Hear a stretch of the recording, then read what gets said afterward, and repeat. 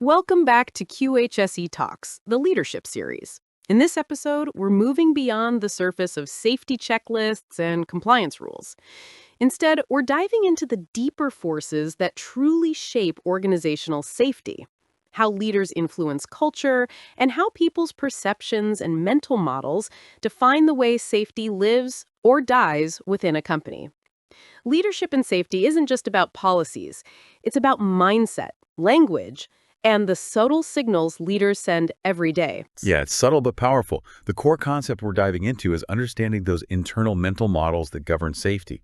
It's not simply about knowing the rules in the handbook. It's about how people fundamentally think and feel about risk, about rules, about just being safe while they work. And for anyone looking to be truly well-informed about organizational leadership, understanding this shift in perspective from rules to mindset is, well, it's absolutely crucial. Man.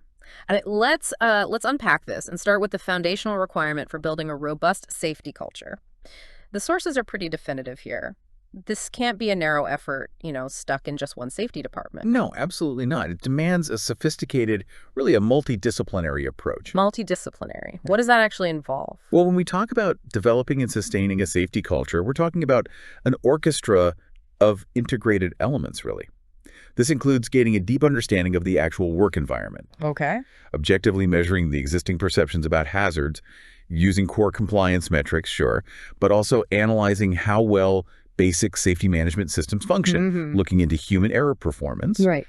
and, critically, mastering internal and external communications about safety. It's complex. It's definitely not just a box to be checked. It sounds like a living system. Yeah. But the crucial insight here, it seems, is that for this multidisciplinary culture to actually take hold, it needs a profound shift in perception.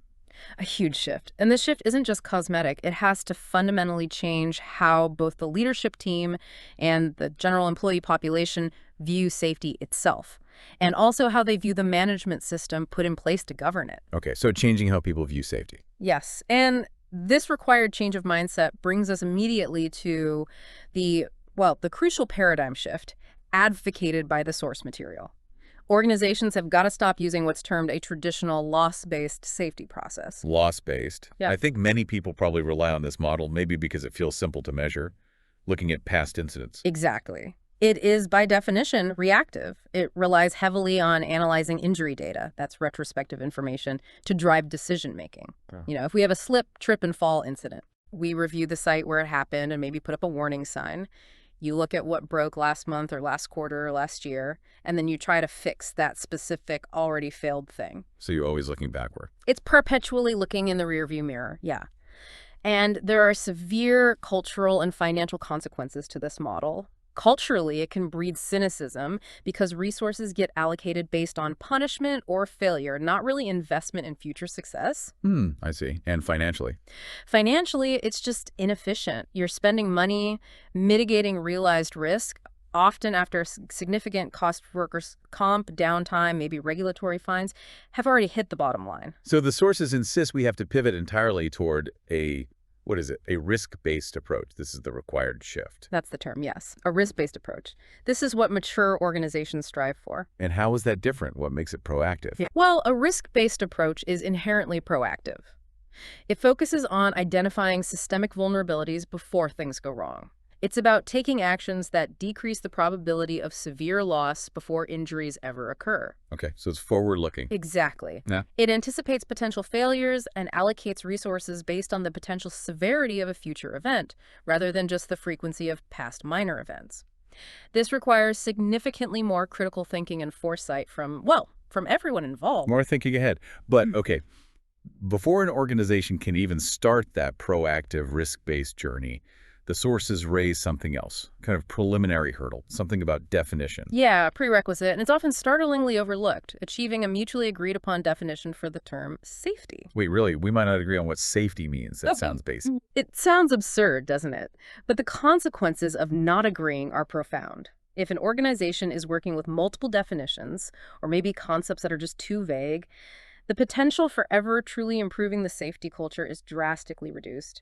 Different departments end up aiming at different unaligned targets. It causes chaos, really. Okay, let's talk about some of those common but apparently insufficient definitions the sources highlight. because they reveal just how varied people's mental models can be. We often hear safety described simply as what? Preventing accidents or injuries. That's a common one. Or maybe freedom from harm or injury. Also popular. Or those really subjective ones, like being aware of your surroundings. Right, or purely procedural definitions, like following procedures and rules.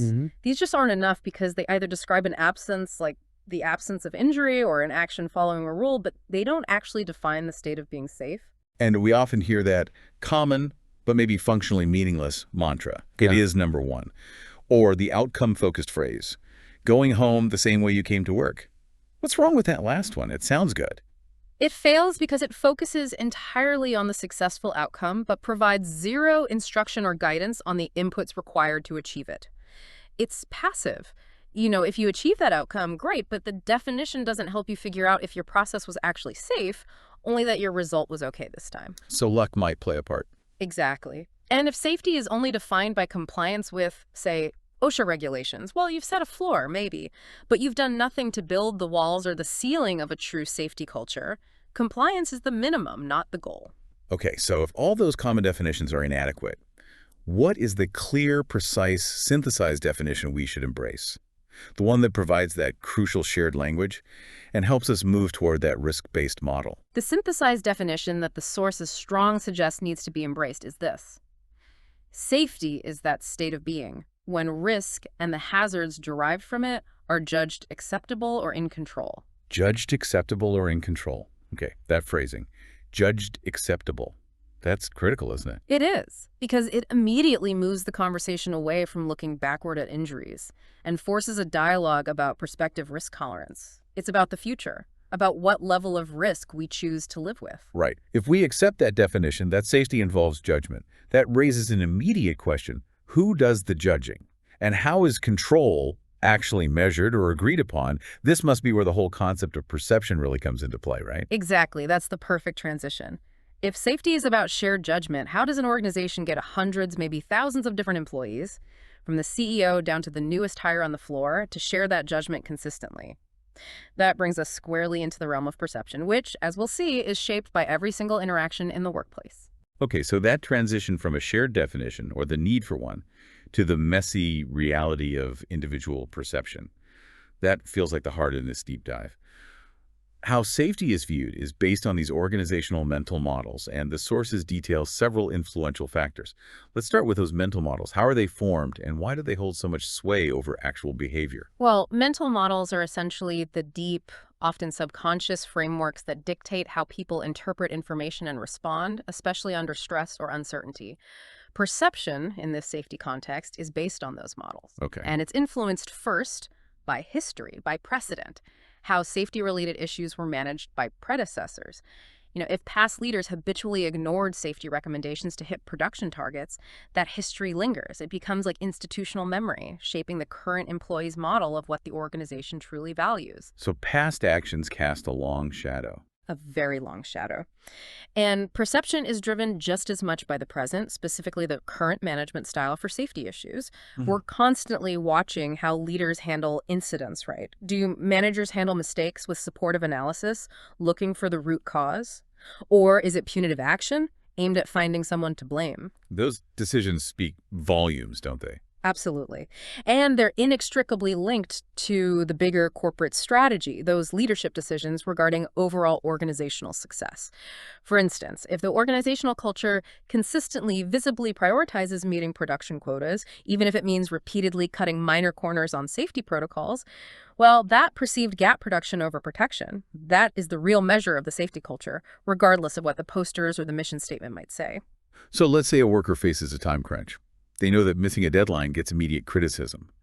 But maybe bypassing a quick safety check is only noticed if an accident actually happens. Their mental model rapidly shifts to prioritize production, right? They start seeing safety checks as obstacles, not safeguards. Precisely. Perception is constantly shaped by the continuous flow of information, both internal and external, and then the subsequent decisions based on that gathered information. When leadership conducts a detailed investigation into an incident and then publicly and transparently acts on that information, they reinforce a model that values truth and continuous improvement. But if they sweep it under the rug? Exactly. If they sweep it under the rug, the model reinforced is one of self-preservation and silence. Don't speak up. All these factors together, they determine the underlying safety culture. It's not just one thing. And these complex perceptions often get boiled down to immediate visual shorthand, which brings us to the safety professional stereotype itself. Yeah, we all do it. We rely on these shortcut associations based on job titles. The sources note that the immediate image many people conjure up for safety manager or safety leader is often a person wearing a hard hat and carrying a clipboard. The classic image.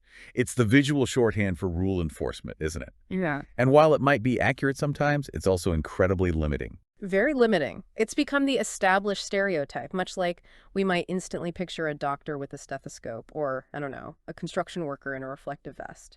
And these immediate images, these shortcut associations, they instantly apply that established stereotype to the person, which then significantly impacts how their complex, nuanced message about risk management is actually received. Absolutely. If the visual stereotype is just someone who polices compliance with maybe outdated rules, then their effectiveness as a strategic partner in complex risk management is diminished before they even open their mouth. And this leads directly to the core systemic conflict we see playing out in so many organizations. Okay, let's slow down here because this feels really important. The sources seem to reveal a deep friction point, a fundamental conflict in perception between the safety role and the operational leadership role. That's right. And this conflict stems from two entirely different primary objectives and mental models about risk. You're saying this is the root cause of a lot of dysfunction regarding safety. I think it often is, yes. Think of it this way. They're often standing on opposite sides of the business equation. Let's dissect the perspective of the safety manager first. Their role is usually defined by prevention. Their primary goal is inherently to prevent things from happening. Okay, stop bad things. Right. They operate in a world where uncertainty equals danger, and their immediate response is often to bring up hazards and risk potential. They function, in a way, as the organization's natural skeptic, the brake pedal, designed to stop or slow down movement until safety assurance is achieved. The brakes. Okay, now contrast that with operational leadership. Well, they're fundamentally wired differently because their main responsibility is performance, output, getting things done. Their primary goal is to ensure things happen. They're proposing new processes, new activities, new ventures, maybe new machine installations to achieve quarterly goals. They're the accelerator. They're the accelerator, yes. And they naturally view any impedance to forward momentum, even sometimes necessary safety checks, as a potential threat to their primary objective. Okay, can you give an example of how that clash plays out? Sure. Imagine the operational leader wants to implement a new, highly efficient robotic system on the production floor. The operations leader is focused almost entirely on the, say, 20% reduction in labor cost and the increase in output, ensuring things happen faster, cheaper. Makes sense from their perspective. Right. But the safety manager approaches this not focused on output, but on the new, maybe severe hazards being introduced. New lockout, tagout procedures needed, potential crush zones, high kinetic energy risks preventing things from happening, specifically preventing injuries. They are literally running two different cost-benefit analyses in their heads based on completely different criteria. Wow, yeah. Two different worlds almost. And this inherent tension then feeds directly into their differing view of risk. For the safety manager, given their prevention mandate, risk reduction is desired. They are actively searching for ways to reduce risk exposure to the lowest level reasonably practicable, often seeing risk as something to be minimized or ideally eliminated entirely. Minimize risk, got it. Yeah. But for the operational leader? For operational leadership, often risk-taking is desired. They view risk as an essential part of business, of competitive advantage. It's synonymous with entrepreneurial endeavor, strategic investment. They understand that without calculated risk, there's no growth. So they see risk differently. Fundamentally differently. This means that a risk level that the safety manager might deem unacceptable, the operational leader might see as an essential business risk we simply have to manage. They're operating with two different internal scales of acceptable risk tolerance. And that clash over risk tolerance then probably shows up when we talk about adherence to rules. Exactly. The safety manager, operating often from a compliance mental model, heavily relies on standards, regulations, and rules. Their perceived value, sometimes, is derived from keeping the organization strictly compliant with bodies like OSHA or equivalent international standards. They are the guardians of the compliance fence, so to speak. Keeping everyone inside the lines. While the operational leadership, under pressure, often feels the need to bend rules to reach objectives, the get the job done mentality, they might view these rules and regulations not primarily as protective guardrails necessary for long-term survival, but sometimes as restrictions that reduce the potential speed or success of the enterprise right now. And they rationalize it. It's just a minor rule, or we'll just do it quickly this one time. Exactly, those kinds of rationalizations. Yeah. But the sources really stress that bending even a seemingly minor rule to hit a production target is incredibly damaging to perception. It immediately signals to the entire organization where the real priority lies. It establishes a dangerous precedent, a kind of moral hazard, where convenience outweighs protocol. Okay, so the implication of this entire divide, it's massive. You're saying the two sides are often not speaking the same language, Yeah. even when they use the same words. That's a huge part of it. A conversation about asset protection, for example, might mean protecting the machinery from damage to the leader, but protecting the workers from the machinery to the safety professional. Totally different focus. Wow. So if a safety professional comes into a meeting talking exclusively about OSHA citations and compliance burdens, and the operational leader is focused on market share and hitting quarterly targets, those two conversations will likely never align. They won't result in that shared judgment we talked about earlier. And that deep misalignment is what leads directly to that persistent friction we see reflected in the sources. The frustration safety people feel. Why don't they listen to me? Yeah. Or why do they not see the importance of what we do? Exactly. That feeling that safety is constantly fighting for relevance implies that the safety role is fundamentally perceived as being separate from the core business objectives. The safety professional is seen maybe as an outside auditor or just a cost center rather than what they should be, an integrated value-generating business partner. Okay, so if that perception of separation, of being an outsider, maybe even an obstacle, is the primary project, the first step toward bridging that gap, according to the sources, is really about shared language and it may be reframing the conversation itself. Absolutely vital. It is critical for the safety professional to learn to speak the same business language as the rest of the organization. Right. You need to move beyond just talking about, say, the cost of new safety gloves, Right. and start talking about the cost of business interruption if an incident occurs, the impact of high-severity risk on shareholder value, or the protection of business continuity. Frame safety in terms the business understands and values. And communication isn't just about the verbal metrics you present in board meetings, is it? Not at all. It's expressed through daily actions, the tone of presentations, the overall attitude of the safety team. If the safety manager only ever emerges from their office to investigate a violation or point out a flaw, they reinforce that compliance cop stereotype we talked about. Yeah, the person you don't want to see coming. Exactly. But if they're consistently present on the floor, offering support, collaborating on solutions before problems arise, they build bridges. This daily consistency impacts how communications are received by peers, leadership, and employees alike.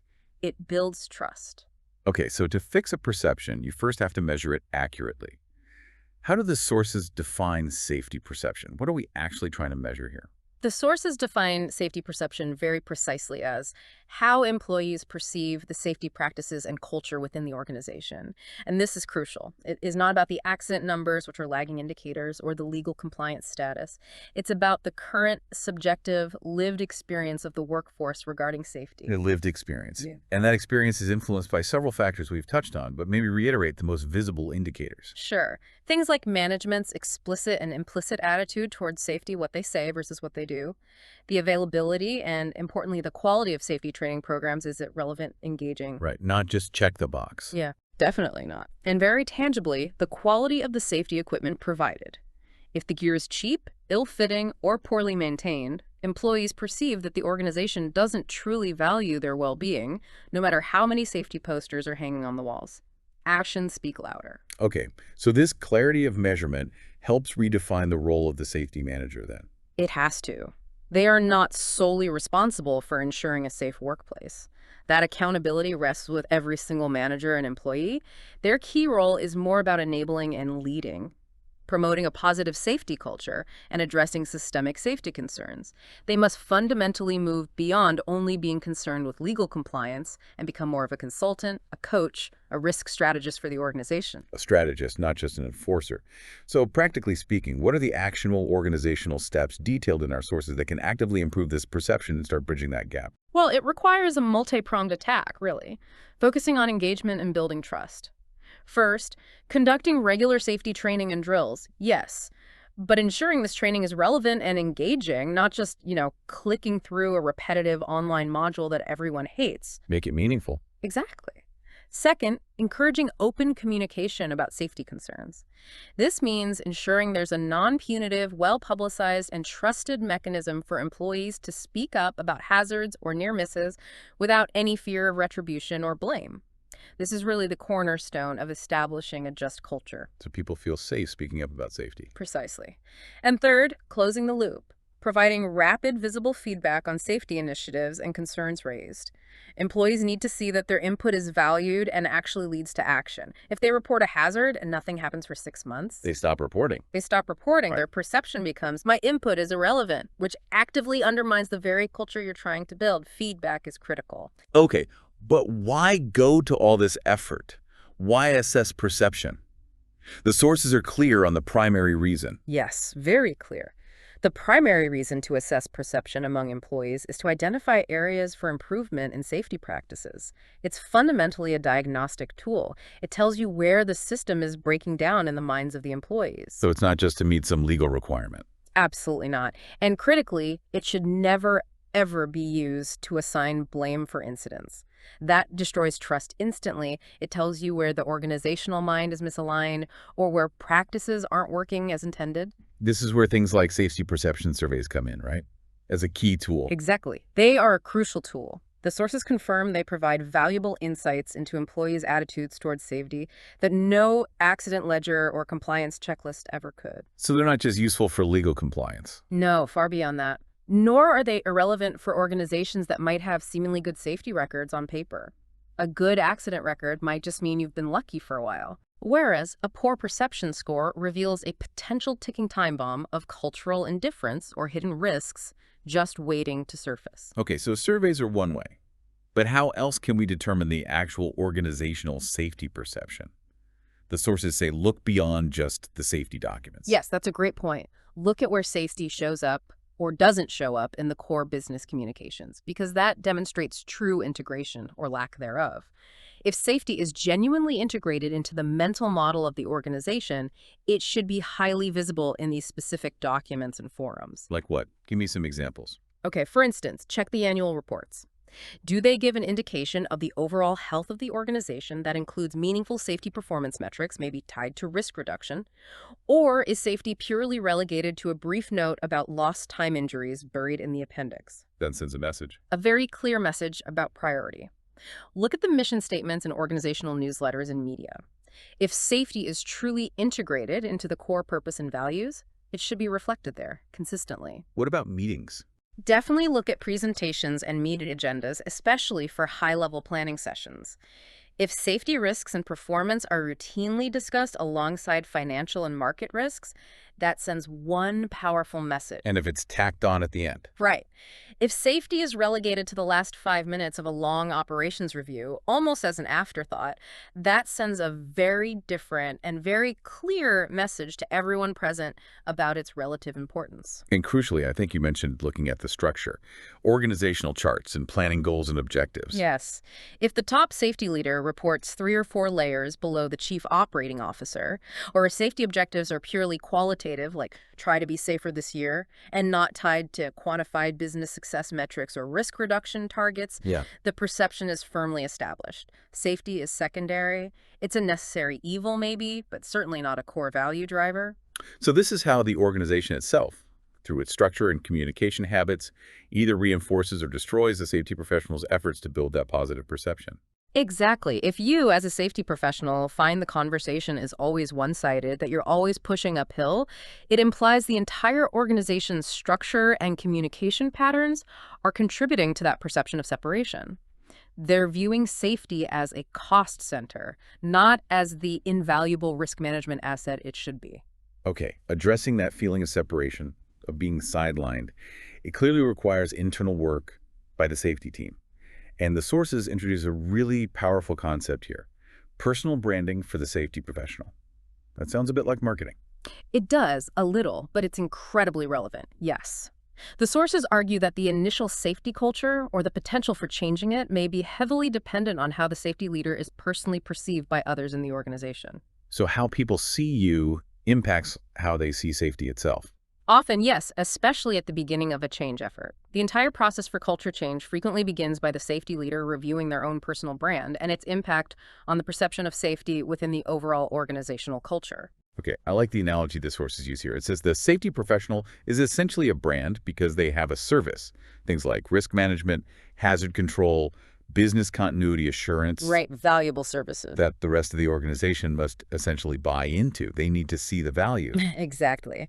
And if the brand is perceived as unprofessional, maybe unclear in its value proposition, or just seems to bring no practical benefit beyond nagging about rules, then your customers, the leadership, and the employees simply won't take your services seriously. So if your brand is only compliance cop, your product is policing, which, let's face it, few people actively seek out or value. Precisely. This branding exercise is all about shifting the dynamic from mandatory policing, which breeds resentment, to sought-after influence and partnership. Okay, so to be a valued brand, what does that look like? What characteristics does the safety professional need to cultivate? Well, the sources lay out a specific strategic set of characteristics that convey competence and partnership.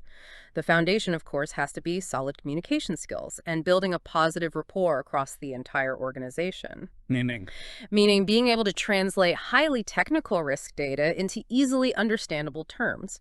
Communicating just as effectively with the CEO about potential financial risks from safety failures as you do with a frontline worker about a specific machinery hazard. Yeah. Tailoring the message. Makes sense. What else?